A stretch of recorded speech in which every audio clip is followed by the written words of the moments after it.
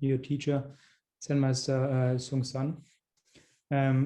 Did you feel that he transformed his teaching or his personality over the years, and maybe responding to the reflection to his students? When he was a young man, his country was in a lot of turmoil. It was occupied by Japan. He was extremely patriotic. At the time, young Korean people were not, able to be like first class on the team or, get ahead in school or all the different things, because there was all this oppression and suppression. And it really like pained him deeply, deeply to the core. And you'll find this in common with a lot of those teachers that came over from Asia to the West in the beginning. They all had this like pivotal, like incredibly life-changing, painful experience. You look at the Dalai Lama, was persecuted from, out of Tibet, had to flee out of his homeland and take up, residence in exile. People were trying to kill him.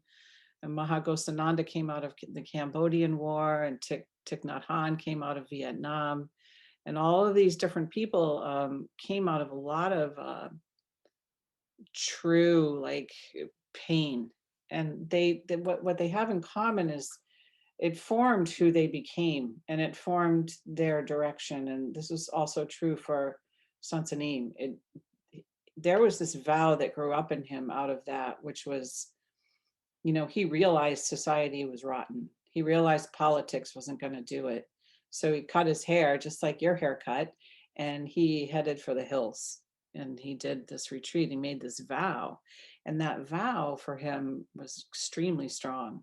So I would say that really never changed. And if anything, it just got better and better, and just got more and more realized in his life.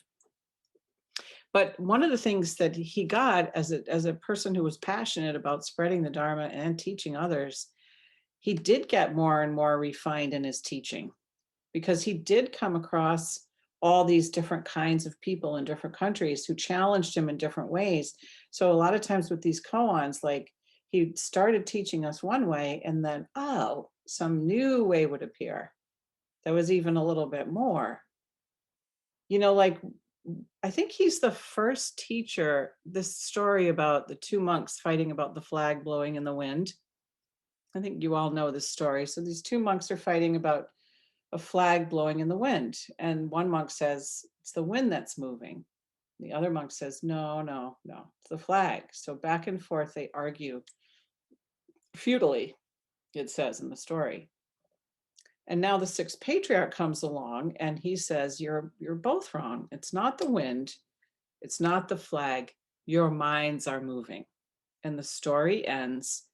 The monks were awed. And that's where that story ended for thousands of years. And it was, I think, I might be wrong, but I think it was Zen Master Seung that started to notice these things in these teachings and say, one more step is necessary. That's a big mistake, because Zen means don't make wind, don't make flag, don't make mind. Don't make mind. That's just as important. So then he introduced this question to us and said, if you had been there at that time, how would you answer the sixth patriarch? You must hit him. Boom. And this stuff came, many of these koans got these extra questions like this because, it came from his practicing and then refining and honing the teaching to such an efficient, streamlined level that it's really unbelievable. He was able to deliver it to us in just this very accessible, easy package. Same thing like with the Six Patriarchs poem. Six Patriarchs poem, Bodhi has no tree, clear mirror has no stand, originally nothing, where is dust? It was Sansanim that was like, hey, wait a minute. That's all 180. That's all about emptiness. Our practice is bring it all the way around to everyday mind. bring it around to 360. So he came up with all these new questions as he, went along and grew. And so, yeah, I think, I don't know that he transformed, but he honed. The other thing that was really interesting to watch about him was how he controlled his time.